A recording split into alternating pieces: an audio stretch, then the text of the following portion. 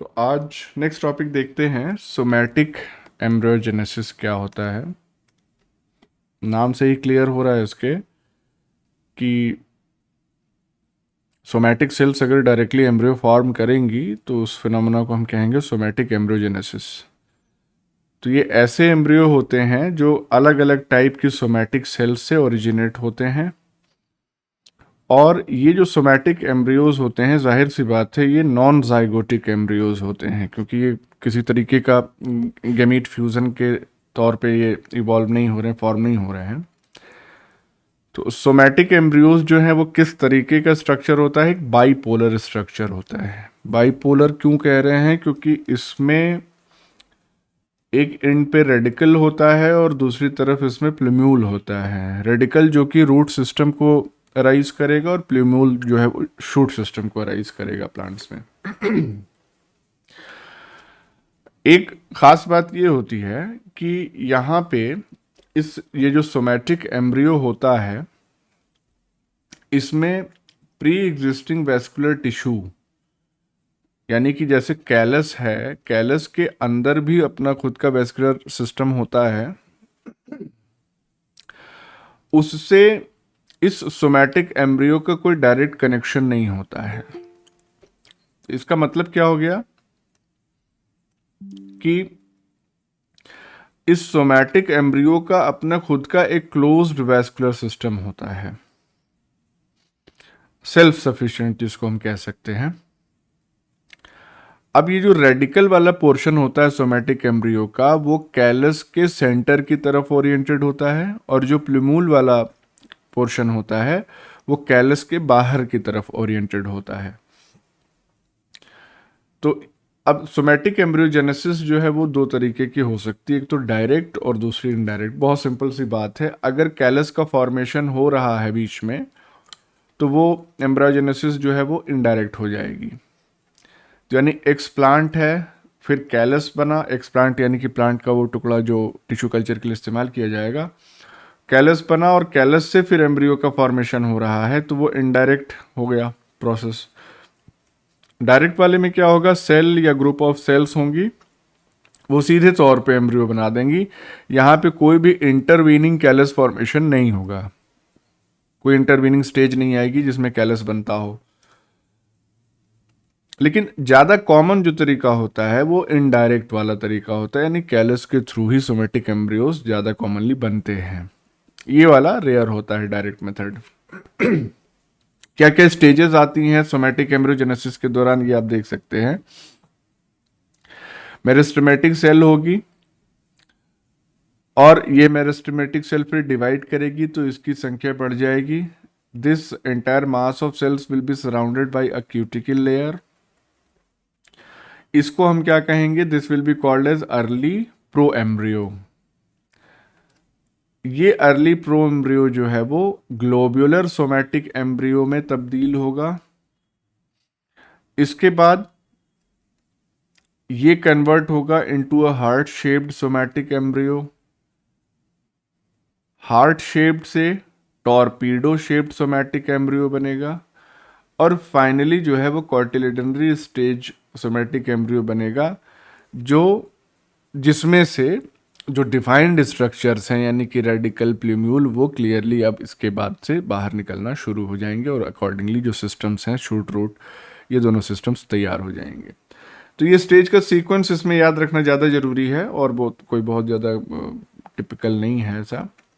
तो pro embryo है, उसके बाद ग्लोब्यूलर, फिर हार्ट शेप्ड, फिर टॉर्पीडो और कॉटिलेडनरी स्टेज। तो ये डेवलपमेंटल स्टेजेस हैं सोमैटिक एम्ब्रियो की। सोमैटिक एम्ब्रियोज में एबनॉर्मल डेवलपमेंट की भी पॉसिबिलिटी बनी रहती है, और उसमें होता क्या है कि जैसे 3 या उससे ज़्यादा कॉटिलिडॉन का फॉर्मेशन हो गया, या बेल शेप्ड कॉटिलिडॉन बन गए, जो यूजुअल उनका शेप है लॉन्गिट्यूड उस तरीके के नहीं बने हैं, या एम्ब्रियो साइज जो है वो बड़ा हो गया रिलेटिवली। तो ये सब एबनॉर्मल डेवलपमेंट हैं। ये एबनॉर्मल डेवलपमेंट की प्रॉब्लम्स को कम किया जा सकता है बाय एप्लीकेशन ऑफ ABA और मैनिटॉल। मैनिटॉल का सूटेबल कंसंट्रेशन उसमें मिला के। तो एब्सिसिक एसिड क्या है? ग्रोथ को थोड़ा सा रिड्यूस करेगा, तो एम्ब्रियो साइज जो ओवर हो गया है वो सब कम करेगा।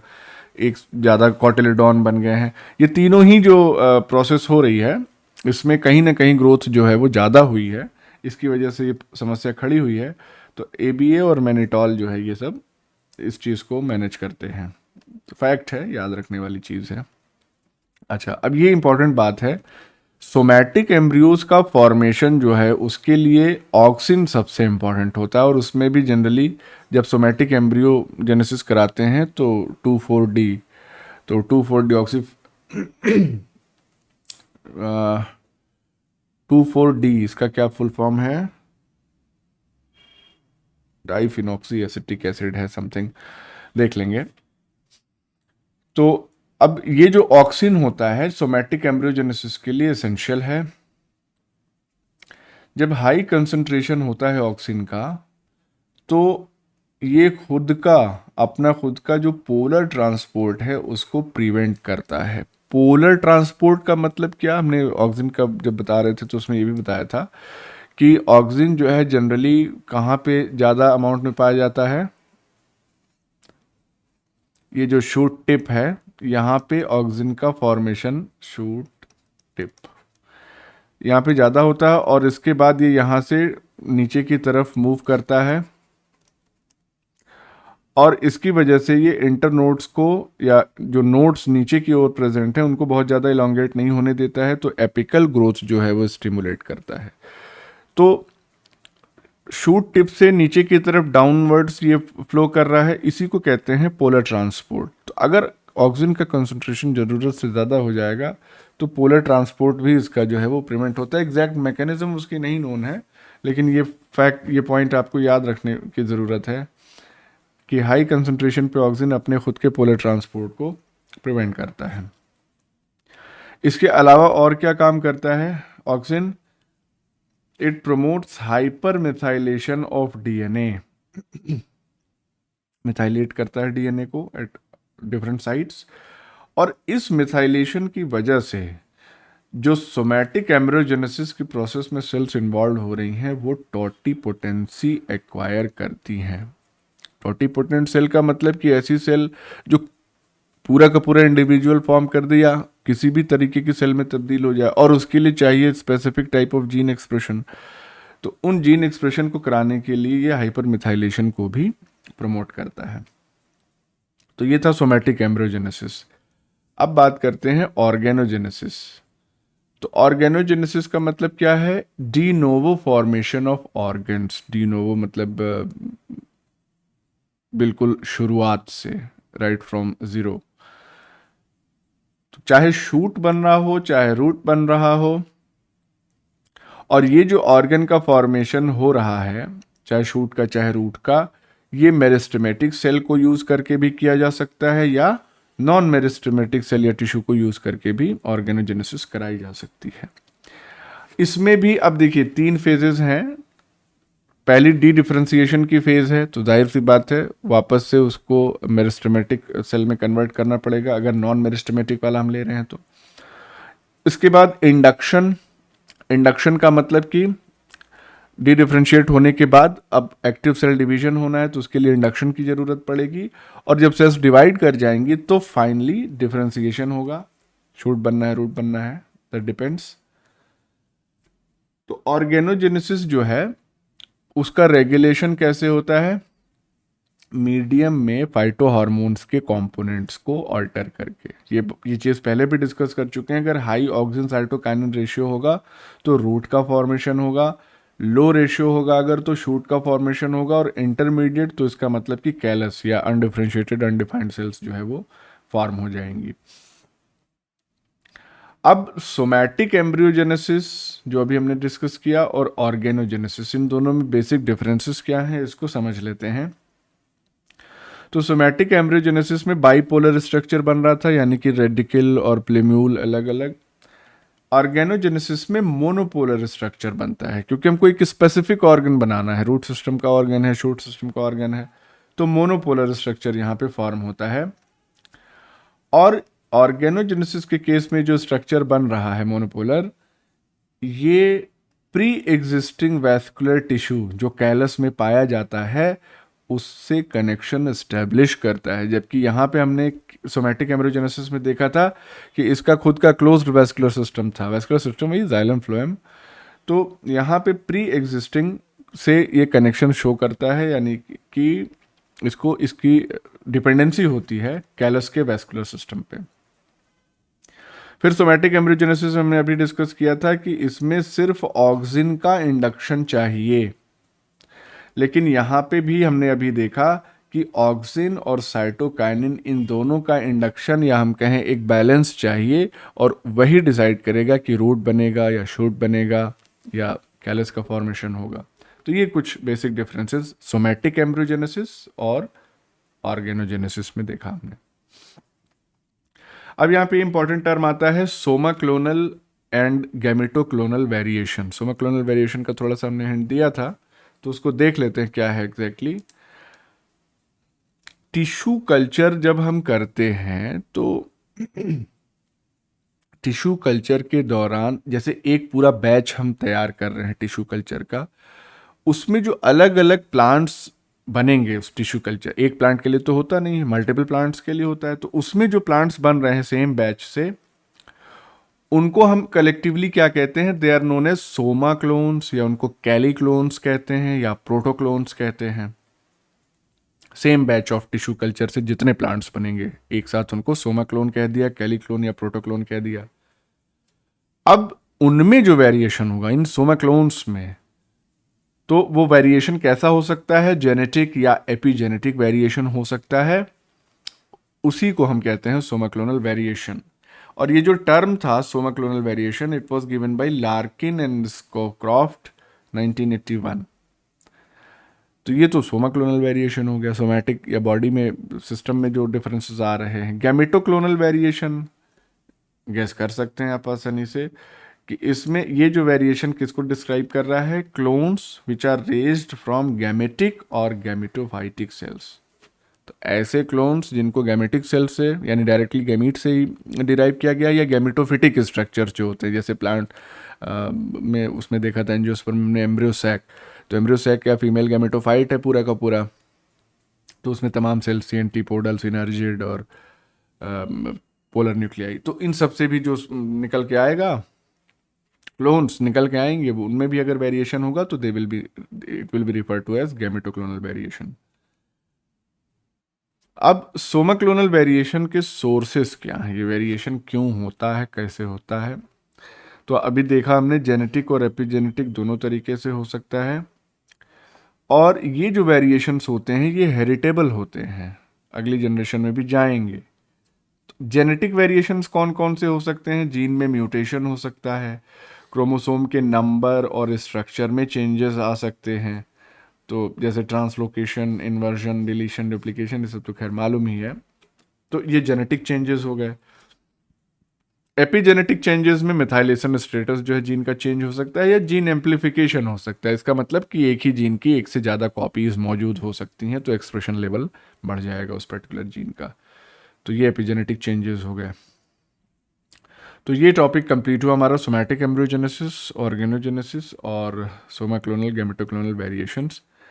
इसके बाद हम लोग देखेंगे next somatic hybridization and साइब्रिडाइजेशन।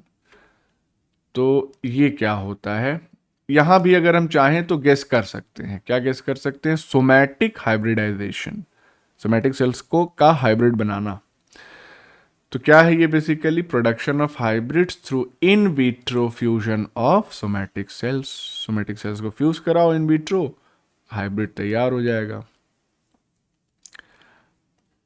First protoplast fusion ये किस में कराया गया था, पहला प्रोटोप्लास्ट फ्यूजन निकोटियाना ग्लाउका और निकोटियाना लैंग्सडॉर्फाई, इन दोनों स्पीशीज के सेल्स को प्रोटोप्लास्ट में कन्वर्ट करा के और उसको फ्यूज करा दिए। किसने कराया, कार्लसन एट अल 1972, इनकी पूरी टीम थी, ये हेड कर रहे थे। एट अल का मतलब यही होता है कि पूरी टीम होती है। अब इस टेक्निक से फायदा क्या है, मतलब सोमैटिक हाइब्रिडाइजेशन से क्या फायदा है। तो इससे फायदा ये है कि इसमें जो ऑर्गेनेल्स हैं वो दोनों के दोनों पेरेंट्स से आ जाते हैं।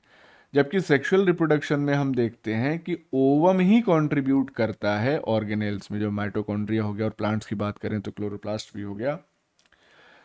तो लेकिन सोमेटिक हाइब्रिडाइजेशन में दोनों ही पेरेंट के ऑर्गेनेल्स जो है, ऑर्गेनेलर जीनोम जो है वो, भाई माइटोकॉन्ड्रिया का अपना जीनोम, क्लोरोप्लास्ट का अपना, तो वो दोनों सोर्सेज से आ जाते हैं।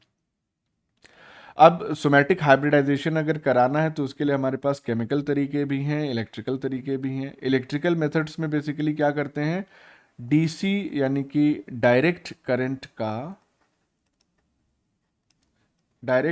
और अल्टरनेटिंग करंट ये होता है। अगर कभी फिजिक्स पे थोड़ा सा याद हो आप लोगों को, तो घरों में जो बिजली आती है वो अल्टरनेटिंग करंट होती है, फ्रीक्वेंसी उसकी 50 से 60 हर्ट्ज होती है। और ऐसे बैटरी से जो करंट निकलता है वो डायरेक्ट करंट होता है। तो वही बैटरी वाला ही करंट जो है उसके शॉर्ट पल्सेस जो है वो देने पड़ते हैं, और इसकी वजह से सेल्स जो है वो आपस में फ्यूज होती हैं। इलेक्ट्रिकल मेथड जो है वो ज़्यादा रिप्रोड्यूसिबल मेथड है as compare to chemical method, क्योंकि यहाँ पे भाई केमिस्ट्री नहीं चेंज हो रही है, एक फिजिकल मेथड है इलेक्ट्रिकल वाला। अब केमिकल मेथड में जो कॉमन केमिकल फ्यूजोजेंस हैं वो कौन कौन से इस्तेमाल करते हैं, पीईजी पॉलीथिलीन ग्लाइकॉल तो हमको पता है, बहुत पहले से पता है। इसके अलावा और भी केमिकल फ्यूजोजेंस होते हैं, जैसे यूवी इनएक्टिवेटेड सेंडाई वायरस, ये भी फ्यूजोजन का काम करता है। मतलब वायरस जो है वो हेल्प कराता है मेम्ब्रेन्स को आपस में फ्यूज कराने के लिए प्रोटोप्लास्ट की। Then we have this polyvinyl alcohol, artificial sea water, lysozyme, इतने फ्यूजोजेंस का लगभग इस्तेमाल होता है। लेकिन इसमें भी जो सबसे सक्सेसफुल तरीका है केमिकल फ्यूजन का, उसमें क्या करते हैं, पॉलीएथिलीन ग्लाइकॉल लेते हैं, concentration high concentration calcium ions का लेते हैं, और पीएच जो है वो 8 से 10 यानी कि अल्कलाइन पीएच रखते हैं। तो मेजॉरिटी ऑफ केसेस में ये सक्सेसफुल फ्यूजन या सोमेटिक हाइब्रिडाइजेशन करके दे देता है। अब इसमें एक फ़ायदा और भी है, जब प्रोटोप्लास्ट का फ्यूजन होता है एट पीएम मतलब कि प्लाज्मा मेम्ब्रेन, तो प्लाज्मा मेम्ब्रेन के लेवल पे जो फ्यूजन होता है, ध्यान दीजिएगा इस बात को, प्लाज्मा मेम्ब्रेन के लेवल की हम बात कर रहे हैं, वो नॉन स्पेसिफिक होता है। इसका मतलब क्या हो गया कि हम इंटर स्पेसिफिक या इंटर जेनेरिक फ्यूजन करा सकते हैं, इसमें कोई बैरियर नहीं है। मतलब अलग अलग स्पीशीज की सेल्स को आपस में फ्यूज करा दे, या इवन अलग अलग जेनेरा की सेल्स को भी आपस में फ्यूज करा सकते हैं। लेकिन तो प्लाज्मा मेम्ब्रेन के लेवल पे तो कोई बैरियर नहीं है, हो गया। बैरियर कहाँ आता है, जीनोमिक लेवल पे। जीनोमिक लेवल का मतलब क्या हो गया कि जब क्रोमोसोम्स या न्यूक्लियर मटेरियल आपस में फ्यूज करेगा, तो उसमें क्या होता है, जीनोमिक लेवल पे कई बार ऐसा होता है कि जो क्रोमोसोम्स आ रहे हैं अलग अलग सोर्सेस से, अलग अलग सेल्स से, उनमें से किसी एक सोर्स का जनरली क्रोमोसोमल एलिमिनेशन हो जाता है, यानी क्रोमोसोम्स जो है वो फिर आगे प्रोपेगेट नहीं कर पाते हैं। अच्छा, तो स्पॉन्टेनियस एलिमिनेशन हो गया। अब क्यों हो रहा है भाई, जाहिर सी बात है कॉम्पेटिबिलिटी इश्यूज तो आएंगे ही, अगर अलग अलग स्पीशीज की सेल्स और या अलग अलग जेनेरा की सेल्स का इस्तेमाल कर रहे हैं।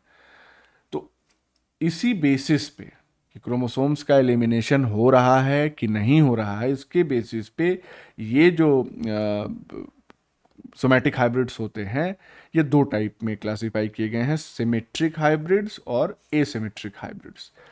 सिमेट्रिक हाइब्रिड्स वो सोमैटिक हाइब्रिड्स होते हैं जिनके पास दोनों फ्यूजन पार्टनर का फुल न्यूक्लियर जीनोम प्रेजेंट होता है, यानी कि इसमें कोई भी क्रोमोसोम डिलीट नहीं हुआ। दोनों जो सोर्स थी सेल्स की, उनके सारे क्रोमोसोम्स जो है वो प्रॉपरली अलाइन हो गए। लेकिन अब इस तरीके का काम जो सब कुछ प्रॉपरली हो जाए तो वो तो रेयर ही होता है, कुछ ना कुछ गड़बड़ी लगी रहती है। तो ये रेयर अकरेंस का होता है। एसिमेट्रिक हाइब्रिड्स आप गेस कर सकते हैं, तो ये ऐसे सोमेट्रिक हाइब्रिड्स होते हैं जहाँ पे क्रोमोसोम्स जो है वो डिलीट हो गए या लॉस हो गया उनका, और generally one of the parents, किसी पर्टिकुलर पेरेंट या सेल का क्रोमोसोम जो है लॉस होता है। तो इससे होता क्या है कि जो दूसरा पेरेंट होता है उसके फिनोटिपिक एक्सप्रेशंस या उसके क्रोमोसोम्स चूंकि ज़्यादा हैं, तो जो ये एसिमेट्रिक हाइब्रिड है उस पर्टिकुलर पेरेंट के ज़्यादा क्लोज होगा phenotypically as compare to the one of which the chromosomes have been lost. अब ये जो एसिमेट्रिक हाइब्रिड्स हैं ये सबसे ज़्यादा कॉमन है, यानी कि जब भी सोमेटिक हाइब्रिडाइजेशन किया जाता है तो उसमें एसिमेट्रिक हाइब्रिड्स के बनने की संभावना ज़्यादा रहती है। अब बात करते हैं साइब्रिड्स की। तो साइब्रिड्स, इसमें इस पॉइंट को ध्यान से देखिएगा। साइब्रिड में बेसिकली क्या होता है कि इसमें न्यूक्लियर जीनोम जो है वो सिर्फ किसी एक पेरेंट का आता है, लेकिन जो साइटोप्लाज्मिक जीन्स हैं वो दोनों पेरेंट्स से आती हैं। अभी डायग्राम से भी इसको समझ लेंगे।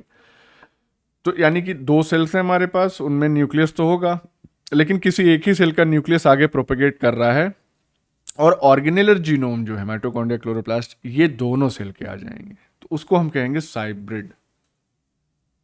तो अब ये तो डेफिनेशन हो गई साइब्रिडाइजेशन का मतलब क्या है।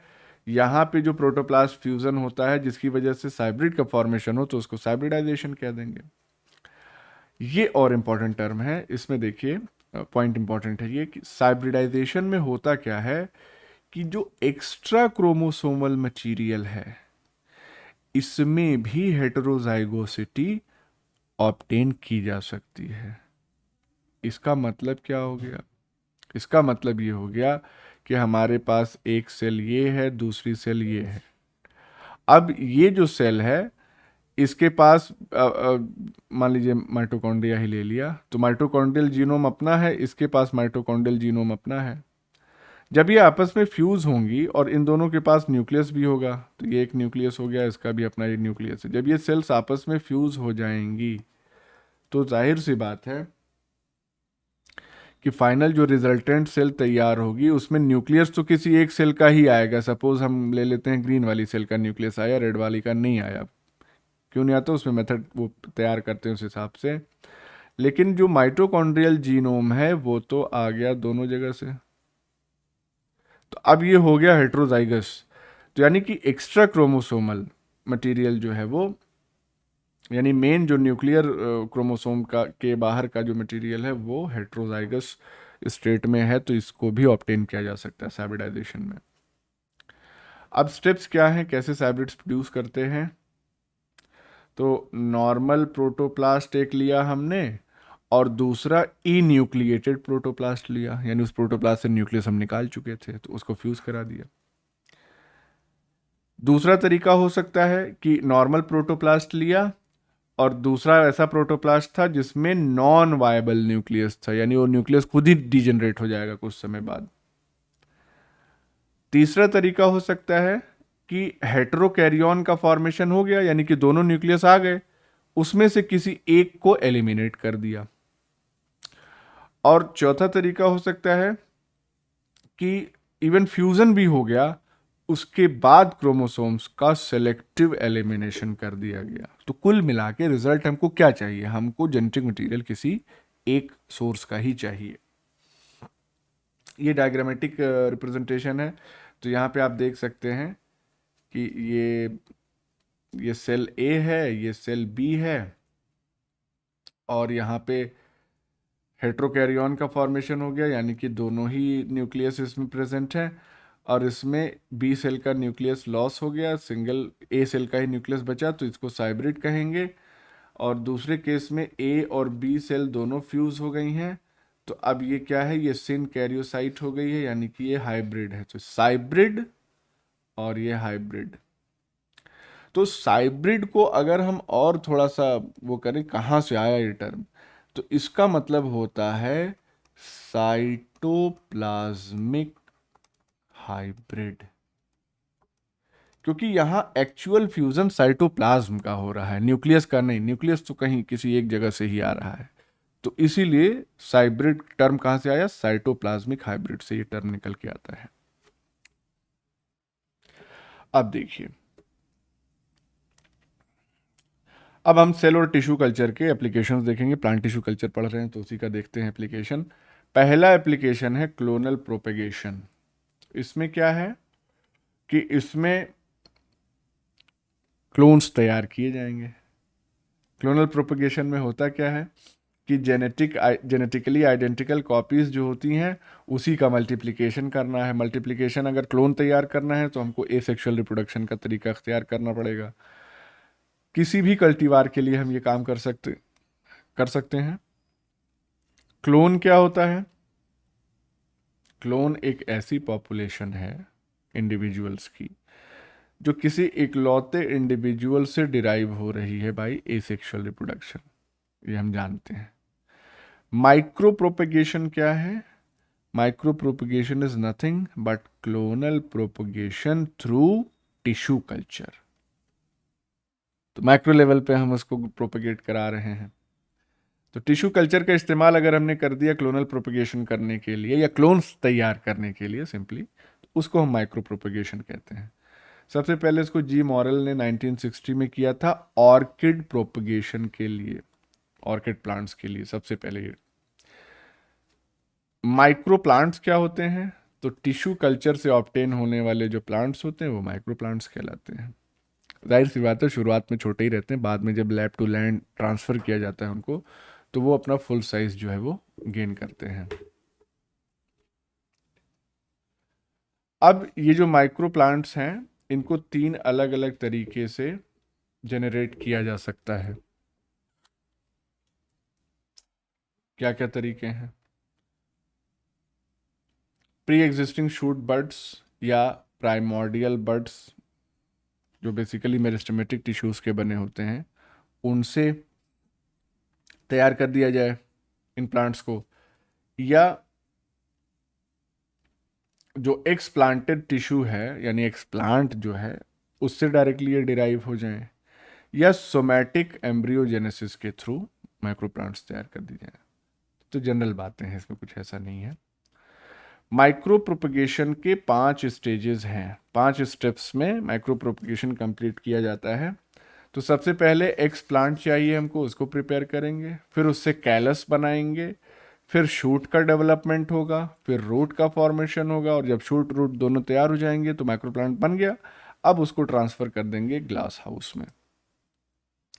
यहाँ 5 स्टेजेस लिखी हैं, कैलस वाला स्टेप भी इसमें ऐड किया गया है। डायग्राम जो हमने शेयर किया इसमें 4 स्टेज ही दिखा रहा है, तो कोई बात नहीं, यहाँ बीच में हम क्या लिख देंगे, फिर यहाँ पे कैलस भी होगा, बस इतना सा है, ये ठीक है।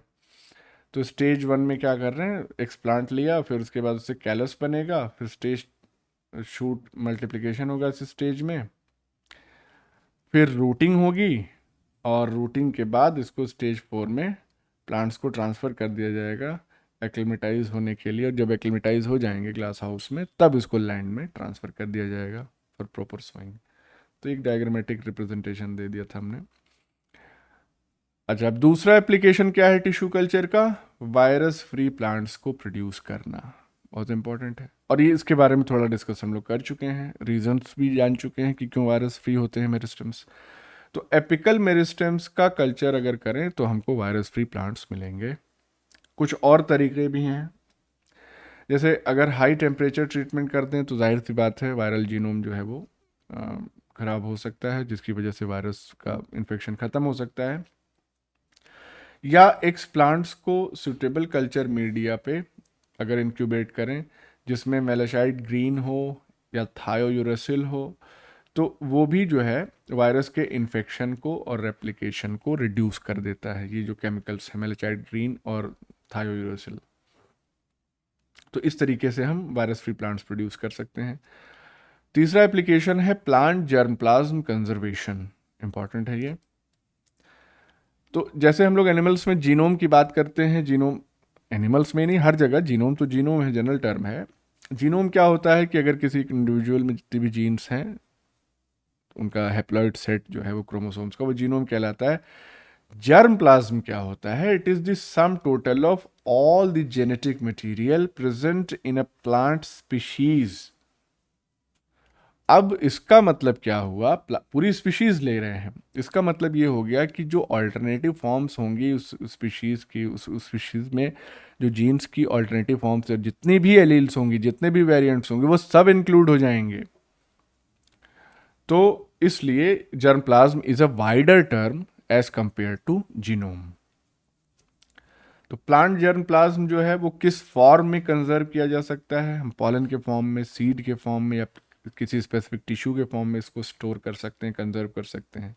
और कंजर्व करने के लिए क्रायो प्रिजर्वेशन की जो टेक्निक है वो ज़्यादा कॉमनली इस्तेमाल की जा सकती है। इसमें क्या करते हैं, लिक्विड नाइट्रोजन -196 डिग्री सेल्सियस पे टिश्यूज़ और या सीड्स वगैरह को रख देते हैं।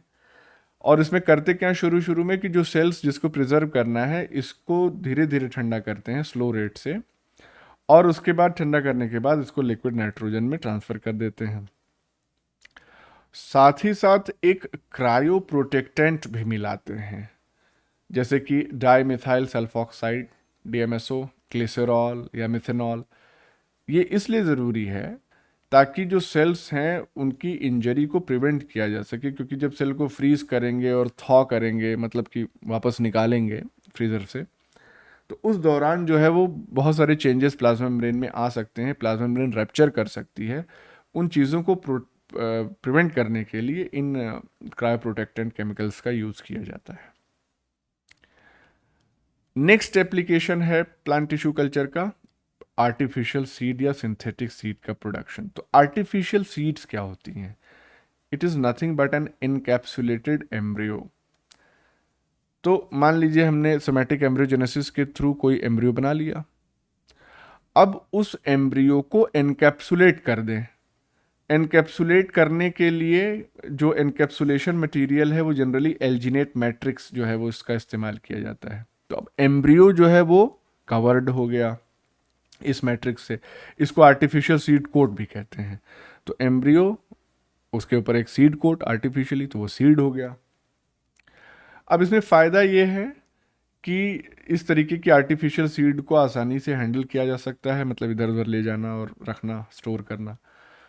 लॉन्ग टाइम के लिए इसका स्टोरेज किया जा सकता है, लॉन्ग और शॉर्ट दोनों के लिए। अगर 4 डिग्री सेल्सियस पे कर रहे हैं तो शॉर्टर पीरियड के लिए, और अगर क्रायो प्रिजर्वेशन कर रहे हैं जैसे लिक्विड नाइट्रोजन वाला तो लॉन्गर पीरियड के लिए करते हैं। स्केल अप का पोटेंशियल इसमें होता है, मतलब कि प्रोडक्शन का बहुत लार्ज लेवल पे, और कॉस्ट जो है प्रोडक्शन का वो भी काफ़ी कम होता है, क्योंकि टिश्यू कल्चर टेक्निक से एक बार में बहुत सारा प्रोडक्शन हो सकता है। नेक्स्ट एप्लीकेशन जो है टिश्यू कल्चर का वो है प्रोडक्शन ऑफ सेकेंडरी मेटाबोलाइट्स। तो सेकेंडरी मेटाबोलाइट्स जो है वो बहुत वैरायटी के हैं, हजारों हैं, जिसमें एल्केलॉइड्स, रेजिन्स, टैनिन्स और लेटेक्स। अब इनमें भी बहुत टाइप के होते हैं, ये तो एक ग्रुप है पूरा, तो इसमें भी सैकड़ों टाइप के इंडिविजुअल ग्रुप में पाए जा सकते हैं। सेकेंडरी मेटाबोलाइट्स का मेन क्या काम होता है प्लांट्स में?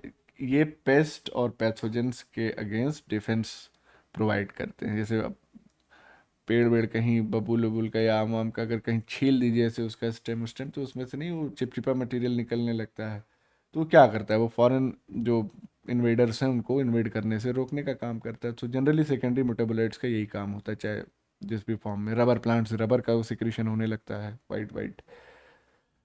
अच्छा, एल्केलॉइड्स जो इसमें होते हैं वो मेडिसिन में उनका बहुत ज़्यादा इस्तेमाल होता है, जैसे कि आप कुछ देख सकते हैं यहाँ पे कि एजाडिरेक्सिन किससे मिल रहा है? एजाडिरेक्सा इंडिका से। क्या है ये? नीम को कहते हैं। Berberine, Coptis japonica. अब यूजेस भी आप देख लें इसका, इंसेक्टिसाइडल है नीम वाला, ये एंटीबैक्टीरियल है। डिजॉक्सिन पहले भी पढ़ चुके हैं हम लोग, डिजिटेलिस लेनाटा, कार्डियक मेडिसिन है ये। डायोसजेनिन डायोस्कोरिया से मिल रहा है, एंटी फर्टिलिटी में इस्तेमाल किया जाता है ये। टेक्सोल, टेक्सस बकाटा या टेक्सस ब्रेविफोलिया, अलग अलग स्पीशीज से। एंटी कार्सिनोजेनिक है ये। कोडीन, कोडीन तो पेपर स्पीशीज से मिलता है। एनाल्जेसिक है, खांसी की दवाओं में पहले आता था, अब तो कम कर दिया गया, इसमें जो है नींद उद आने लगती है। तो इस तरीके के ये जो सेकेंडरी मेटाबोलाइट्स हैं। अब देखिए, नेचुरली जब ये सेकेंडरी मेटाबोलाइट्स प्रोड्यूस होते हैं तो बहुत कम या बहुत स्मॉल अमाउंट में ये प्रोड्यूस होते हैं, और इसी वजह से बहुत एक्सपेंसिव, भाई कोई भी चीज़ कम है तो एक्सपेंसिव होगी। प्लांट टिश्यू कल्चर का इस्तेमाल करके इनका लार्ज स्केल प्रोडक्शन किया जा सकता है, किया जाता ही है। और स्पेसिफिक जो सेकेंडरी मेटाबोलाइट के लिए जो स्पेसिफिक टिश्यू कल्चर टेक्निक है उसको हम कहते हैं ट्रांसजेनिक हेयरी रूट कल्चर्स। इसकी मैकेनिज्म में जाने की हमको ज़रूरत नहीं है, नाम याद रखना है केवल कि सेकेंडरी मेटाबोलाइट के प्रोडक्शन के लिए ट्रांसजेनिक हेयरी रूट कल्चर का इस्तेमाल किया जाता है। ट्रांसजेनिक हेयरी रूट कल्चर का मतलब आप गैस भी कर सकते हैं भाई, जिस पर्टिकुलर मेटाबोलाइट का चाहिए उसकी जीन इंट्रोड्यूस करके। और रूट हेयर सेल्स में क्योंकि उसका ब्रांचिंग बहुत ज़्यादा, अनलिमिटेड ब्रांचिंग हम कर सकते हैं ना, रूट हेयर्स तो बहुत बन सकती है, तो इस तरीके से लार्ज स्केल प्रोडक्शन हो सकता है। So this was about application of tissue culture. तो प्लांट टिश्यू कल्चर कंप्लीट हो गया। अब हम लोग डिस्कस करेंगे एनिमल सेल कल्चर। तो let's see animal cell culture जो है वो, इसके बारे में कुछ बातें जानते हैं। अब एनिमल सेल कल्चर में जो प्राइमरी सेल कल्चर करते हैं उसमें क्या करते हैं, टिश्यूज से सेल निकाल ली और उसको सीधे कल्चर मीडिया पे इनोकुलेट कर दिया, डाल दिया कल्चर मीडिया। बीच में किसी तरीके का सेल प्रोलिफरेशन वगैरह नहीं किया, सीधे टिश्यू से निकाला सेल और उसको डाल दिया मीडियम में। ये हो गया प्राइमरी सेल कल्चर। लेकिन इस केस में क्या होता है प्राइमरी सेल कल्चर में कि जो लाइफ स्पैन होता है सेल्स का वो लिमिटेड होता है। कब तक, जब तक हम ट्यूमर सेल का कल्चर ना कर रहे हो। तो ट्यूमर सेल तो खैर अंडरस्टूड है। नॉर्मल सेल्स का अगर हम प्राइमरी कल्चर कर रहे हैं तो उसका लिमिटेड होगा लाइफ स्पैन। और ये लिमिटेशन लाइफ स्पैन का क्यों है, क्योंकि सेनेसेंस आएगी, कुछ नंबर ऑफ डिविजन्स चलेंगे उसके बाद तो सेनेसेंस आएगी ही। और ये क्यों आता है senescence, due to progressive shortening of telomeres. ये भी बात हम लोग पहले देख चुके हैं। अब प्राइमरी सेल कल्चर जो है ये दो टाइप का है हमारे पास, अटैचमेंट कल्चर और सस्पेंशन कल्चर। अटैचमेंट कल्चर में क्या करता है कि जो भी पेट्री डिश वगैरह है, जो भी ये स्ट्रक्चर है, इसकी सरफेस से अगर सेल्स अटैच हो रही हैं तो इसको हम अटैचमेंट कल्चर कहते हैं। और ये किस तरीके की सेल्स का इस्तेमाल इसमें करते हैं इस टाइप के कल्चर में, जो एंकरेज डिपेंडेंट सेल्स होती हैं, यानी उनको ग्रो करने के लिए या डिवाइड करने के लिए कोई ना कोई सरफेस चाहिए जिससे वो एडहेयर कर सकें या एंकर हो सकें। जैसे कि किडनी सेल्स का अगर कल्चर करना है तो हमको अटैचमेंट कल्चर टेक्निक इस्तेमाल करनी पड़ेगी। Then we have this suspension culture. यहाँ पे ऐसी सेल्स इस्तेमाल होती हैं विच आर नॉन एडहेरेंट, जो किसी सरफेस से अटैच होकर नहीं रहती हैं, या एंकरेज इंडिपेंडेंट सेल्स होती हैं।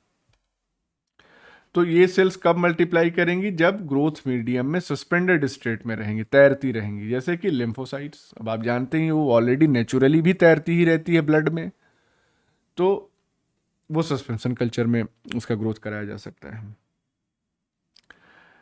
अब इसके बाद अगला टर्म हमारे पास है सेल लाइन का। तो सेल लाइन क्या होती है, जब किसी प्राइमरी सेल कल्चर का सब कल्चरिंग किया जाता है तो सब कल्चर्ड जो प्रोडक्ट होता है वही सेल लाइन फॉर्म करता है। सब कल्चर में क्या करते हैं, सब कल्चर बहुत सिंपल सी टेक्निक है। ये हमने ये पेट्री डिश लिया और इसमें ये सेल्स थी, बस इसको निकाल के और फिर दूसरी पेट्री डिश में यहाँ से यहाँ ऐसे ट्रांसफर कर दी। तो ये हमारा ये प्राइमरी कल्चर है और ये इसका सब कल्चर है। तो अब जब ये सब कल्चर हमने तैयार कर लिया तो अब यहीं से जो है वो सेल लाइन स्टार्ट हो जाएगी।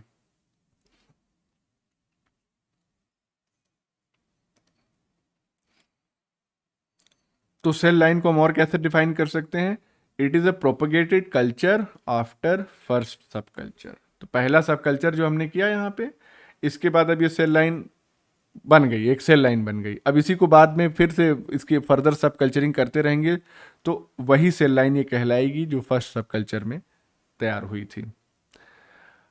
सेल लाइन जो है वो दो तरीके की होती हैं, फाइनाइट सेल लाइन और इनफाइनाइट सेल लाइंस। अब गेस कर सकते हैं आप। फाइनाइट सेल लाइन जो होती हैं वो नॉर्मल सेल लाइंस होती हैं, इनके जो नंबर ऑफ डिविजन्स होते हैं वो भी फाइनाइट ही होंगे। और फाइनली ये सेनेसेंस परफॉर्म करेगी, और इस वजह से ही इसके लिमिटेड नंबर ऑफ सब कल्चर्स या पैसेजेस तैयार किए जा सकते हैं, क्योंकि धीरे धीरे ये सेनेसेंस की ओर प्रोग्रेस हो रही है। ये जो फाइनाइट सेल लाइन की सेल्स होती हैं, ये कौन कौन सी प्रॉपर्टीज शो करती हैं? कॉन्टैक्ट इनहिबिशन जो नॉर्मल सेल्स करती हैं कि अगर भीड़ भाड़ ज़्यादा हो रही है और फिर डिवाइड करने के बाद जगह नहीं मिल रही है तो उसका डिवीजन स्टॉप कर देंगी। डेंसिटी लिमिटेशन भी यहीं से आता है, सेल की डेंसिटी अगर ज़्यादा हो गई तो भी ये डिवीजन रोकना शुरू कर देंगी, सेनेसेंस में चली जाएंगी। और एंकरेज डिपेंडेंस शो करती हैं फाइनाइट सेल लाइन जो होती हैं। इनफाइनाइट सेल लाइन के साथ क्या है कहानी? इनको कॉन्टिन्यूअस सेल लाइन भी कहते हैं, तो दूसरा नाम भी इसका याद रखना है। और इनको इनडेफिनेटली सब कल्चर किया जा सकता है, मतलब पोटेंशियल इसके पास है कि लगातार हम इससे सब कल्चर्स तैयार करते रहें। ये जनरली क्या होती हैं? एन्यूप्लॉइड्स होती हैं, यानी कि एबनॉर्मल क्रोमोसोम नंबर इनमें जनरली होता है। इनको ट्रांसफॉर्म्ड सेल लाइन भी कहते हैं। और ट्रांसफॉर्म्ड सेल लाइन से हमेशा ये मत समझिएगा कि कैंसर या ट्यूमर सेल की ही बात कर रहे हैं। ट्रांसफॉर्मेशन तो किसी भी टाइप की जीन से हो सकता है। और ये सेल्स जनरली कॉन्टैक्ट इनहिबिशन नहीं शो करती, यानी कि ये जो तीनों हैं ये नहीं शो करती, ना डेंसिटी डिपेंडेंट इनहिबिशन शो करती हैं, ना ही एंकरेज डिपेंडेंस शो करती हैं। और चूंकि इनडेफिनेटली ये ग्रो करती रहती हैं, लगातार डिवाइड करती रहती, इसीलिए इनको जो सीरम या ग्रोथ फैक्टर्स की रिक्वायरमेंट है वो भी कम होती है, क्योंकि ये अलग अलग प्रोटीन्स को ओवर प्रोड्यूस करती हैं। तो जब खुद ही प्रोड्यूस कर ले रही हैं तो न्यूट्रिएंट में अगर कम भी रहे तो चल जाता है काम। यहाँ पे ट्रांसफॉर्मेशन कैरेक्टरिस्टिक हमने ये दिखा दिया है इसको। तो इसमें क्या क्या कैरेक्टरिस्टिक हैं देख लीजिए। जेनेटिक एबनॉर्मेलिटीज में क्रोमोसोम एबनॉर्मेलिटी, एन्यूप्लॉइडी और टीलोमेरेज एक्टिविटी। ग्रोथ कैरेक्टरिस्टिक्स में लॉस ऑफ कॉन्टैक्ट इनहिबिशन, मतलब ट्रांसफॉर्मेशन अगर सेल का हो या हम कहें इनफाइनाइट सेल लाइन की बात कर रहे हैं तो उनकी बात हो रही है। Loss of contact inhibition, anchorage independent growth और reduce growth factor requirement. Biochemical changes क्या क्या इनमें आते हैं ट्रांसफॉर्मेशन के बाद? ग्लूकोज ट्रांसपोर्ट जो है बढ़ जाता है और लैक्टेट का प्रोडक्शन भी बढ़ जाता है। तो ये रिवीजन टाइप का था। अब देखिए, सेल कल्चर के थ्रू जो सेल लाइन इवॉल्व हो रही है उसका ये एक ग्राफिकल रिप्रेजेंटेशन है, जिसमें हम लोग वाई एक्सिस पे क्या देख रहे हैं? क्यूमुलेटिव सेल नंबर, सेल की तादाद कितनी है, और एक्स एक्सिस पे हम लोग टाइम देख रहे हैं, वक्त देख रहे हैं। तो प्राइमरी कल्चर जो है वो यहाँ प्राइमरी कल्चर से ही स्टार्ट करते हैं। इसके बाद पहला सब कल्चर किया, फिर दूसरा सब कल्चर किया, ये सब कल्चर इंटरवल है। और यहाँ पे हमको फाइनाइट सेल लाइन मिल रही हैं। सेल नंबर जो है वो बढ़ता जाएगा, जाहिर सी बात है, कल्चर में सेल्स रहेंगी और न्यूट्रिएंट मीडियम अवेलेबल रहेगा तो सेल की संख्या बढ़ती चली जाएगी।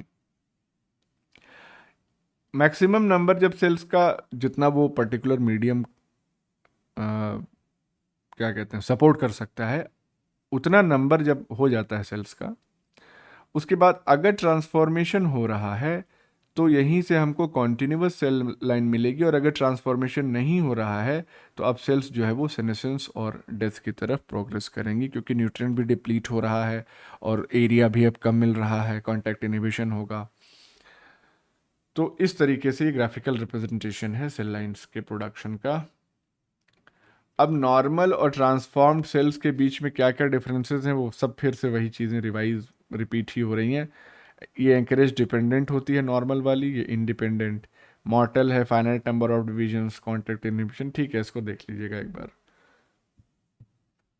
जो सबसे पहली सेल लाइन तैयार की गई थी वो थी माउस फाइब्रोब्लास्ट एल सेल, और ये कहाँ से डिराइव की गई? It was derive from cultured mouse subcutaneous connective tissue. Subcutaneous connective tissue skin के नीचे जो पाया जाता है उसकी सेल से। कैसे?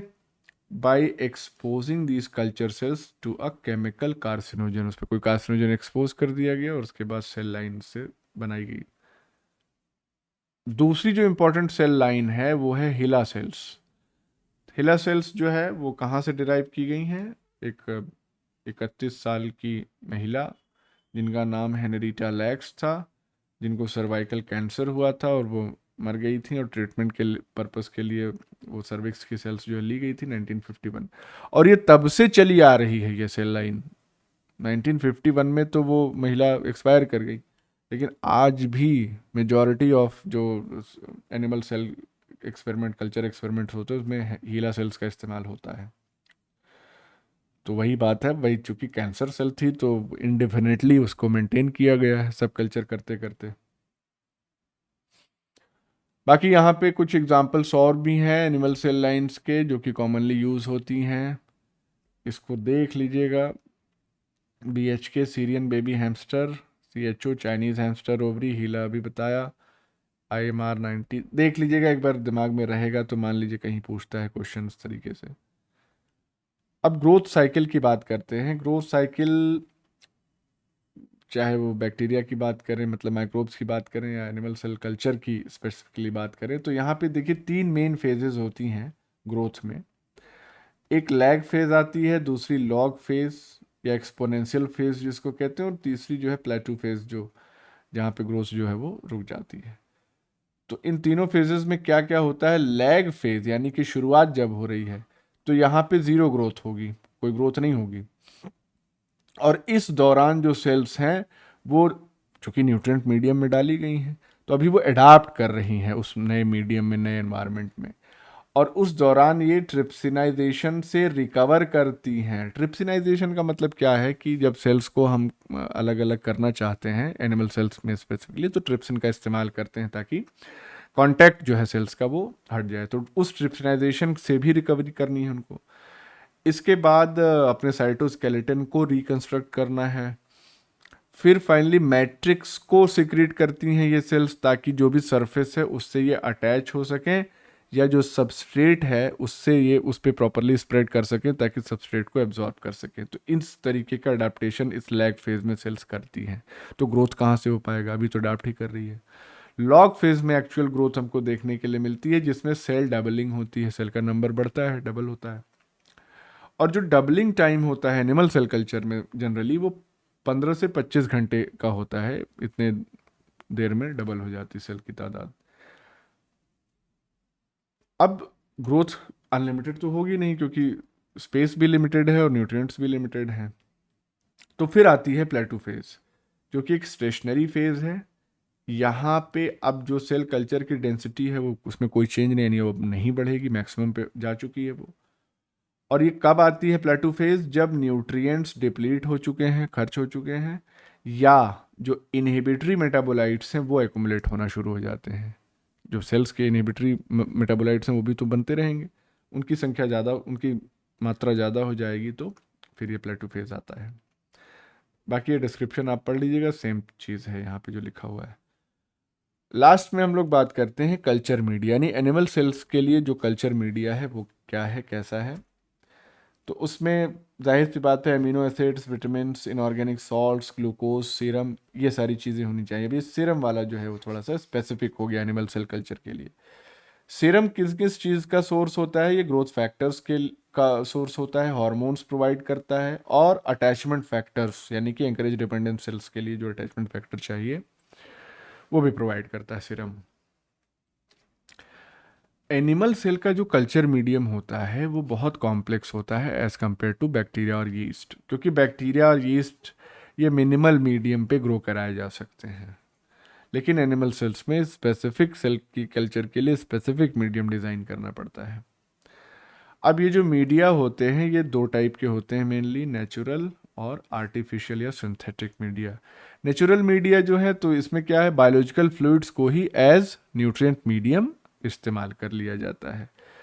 अच्छा, इससे फ़ायदा ये है कि बहुत वैरायटी ऑफ एनिमल सेल्स जो है वो इस मीडियम में कल्चर की जा सकती हैं, लेकिन समस्या क्या है इसमें पुअर रिप्रोड्यूसिबिलिटी, हमको पता नहीं है कि उस मीडियम का एग्जैक्ट कॉम्पोजिशन क्या है, तो अगली बार हो सकता है रिजल्ट थोड़ा सा वेरी करे। तो ये पुअर रिप्रोड्यूसिबिलिटी जो है रिजल्ट की, वो होती है because of lack of knowledge of exact composition of the medium. कौन कौन से बायोलॉजिकल फ्लूइड्स यूज किए जा सकते हैं एज नेचुरल मीडिया? तो प्लाज्मा का इस्तेमाल किया जा सकता है, सीरम का, लिम्फ, एमनियोटिक फ्लूइड, या टिश्यू से एक्सट्रैक्ट निकाल लिया जाए, उसमें भी वो लीवर से निकाल लिया एक्सट्रैक्ट, स्प्लीन से, या बोन मैरो को ही न्यूट्रिएंट मीडियम की तरह इस्तेमाल कर लिया। इसके बाद बात करते हैं आर्टिफिशियल या सिंथेटिक मीडिया की। तो ये जो मीडिया होते हैं ये पार्टली या फुली डिफाइंड कंपोनेंट से बने होते हैं, मतलब कि पूरा एग्जैक्ट कॉम्पोजिशन उनका हमको नोन हो सकता है, या कम से कम हाँ मेजर पोर्शन तो पता हो ही सकता है। तो आर्टिफिशियल या सिंथेटिक मीडिया जो है वो 4 टाइप्स के हैं, देखते हैं ये 4 टाइप्स हमारे पास। पहला है सीरम कंटेनिंग, दूसरा है सीरम फ्री, तीसरा केमिकली डिफाइंड, और चौथा प्रोटीन फ्री मीडिया। तो सीरम कंटेनिंग में क्या होगा? जाहिर सी बात है सीरम होगा। सीरम है क्या, कहाँ से मिलता है? ब्लड से मिलता है। It is a cell free liquid, blood में से सारी सेल्स निकाल दीजिए, वो सीरम हो गया। फीटल बोवाइन सीरम का इस्तेमाल जनरली किया जाता है। सीरम का एग्जैक्ट कॉम्पोजिशन तो पता नहीं है, लेकिन हाँ उसमें amino acids, growth factors, proteins, hormones, lipids, minerals ये सारे पाए जाते हैं, तो ग्रोथ सपोर्ट करता है। क्या स्पेसिफिक रोल होता है सीरम कंटेनिंग मीडियम का? स्टिमुलेट सेल ग्रोथ, सेल के अटैचमेंट को भी बढ़ाता है, क्योंकि अटैचमेंट फैक्टर्स होते हैं जैसे कि कोलेजन, फाइब्रोनेक्टिन, ये सब भी होता है सीरम में। ट्रांसपोर्ट प्रोटीन्स भी मौजूद होते हैं उसमें, जो एक जगह से दूसरी जगह कैरी करते हैं अलग अलग मॉलिक्यूल्स को। लेकिन इसमें दिक्कत क्या है कि इसकी रिप्रोड्यूसिबिलिटी लो है, क्योंकि ये डिफाइंड नहीं है ना, हमको पता नहीं एग्जैक्ट कॉम्पोजिशन। दूसरा है serum free, serum free media. यहाँ पे रिप्रोड्यूसिबिलिटी हाई है। क्यों? क्योंकि यहाँ पे हमको, अब सीरम तो हमने डाला नहीं, तो हम और जो चीज़ें डाल रहे हैं उसके बारे में तो पता रहेगा। तो इसका इस्तेमाल जो है स्पेसिफिक ग्रोथ फैक्टर्स या न्यूट्रिएंट्स का सेल की ग्रोथ और डिफरेंशिएशन पे क्या असर पड़ता है वो जानने के लिए सीरम फ्री मीडियम इस्तेमाल करते हैं। सीरम डाल देंगे तो उसमें पता नहीं कौन कौन ग्रोथ फैक्टर्स हमको मालूम ही नहीं है, तो हम कैसे स्टडी करेंगे उसका इफेक्ट। इसीलिए इसको सीरम फ्री वाले को डिफाइंड कल्चर मीडिया भी कहते हैं। फिर केमिकली डिफाइंड मीडियम की अगर हम बात करें, तो यहाँ पे जो मीडियम के कंपोनेंट्स हैं वो केमिकली सिंथेसाइज किए जाते हैं, और वो एकदम प्योर फॉर्म में होते हैं, वो चाहे इनऑर्गेनिक या ऑर्गेनिक इंग्रेडिएंट्स हो उनको प्रिपेयर किया जाता है। कभी कभी उसमें प्रोटीन एडिटिव्स भी डाल दिए जाते हैं जो कि बैक्टीरिया या यीस्ट से बनाए गए हैं RDNA टेक्निक का इस्तेमाल करके, तो स्पेसिफिक प्रोटीन प्योर फॉर्म में भी ऐड किया जाता है इसमें। फाइनली हमारे पास protein free medium. Protein free medium रखने का क्या फ़ायदा है? उससे ग्रोथ और जो इनहेरेंट जीन जो प्रेजेंट है कल्चर सेल्स में, उनमें प्रोटीन का एक्सप्रेशन बहुत ज़्यादा होता है, क्योंकि बाहर से प्रोटीन मिल नहीं रहा है, तो इसलिए खुद के प्रोटीन्स का एक्सप्रेशन वो सेल्स ज़्यादा करती हैं। और इससे फ़ायदा ये होता है कि जो डाउन स्ट्रीम प्योरिफिकेशन है एक्सप्रेस्ड प्रोडक्ट का, वो बहुत अच्छे से और एफिशिएंटली हो जाता है। क्योंकि अगर मीडियम में प्रोटीन नहीं है तो हमको फिर ज़्यादा सोचने की ज़रूरत ही नहीं। इसका मतलब कि अब मीडियम में सिर्फ और सिर्फ एक्सप्रेस्ड प्रोटीन ही होगी, तो डाउन स्ट्रीम प्योरिफिकेशन बहुत आसान हो जाता है। तो इस पर भी क्वेश्चन फ्रेम हो सकता है। तो this was all about recombinant DNA technology. ये पूरी यूनिट कंप्लीट हो गई है। अब आप इसको अच्छे से रिवाइज कर लें और इसके जो क्वेश्चंस हैं प्रीवियस ईयर उसको सॉल्व कर लें।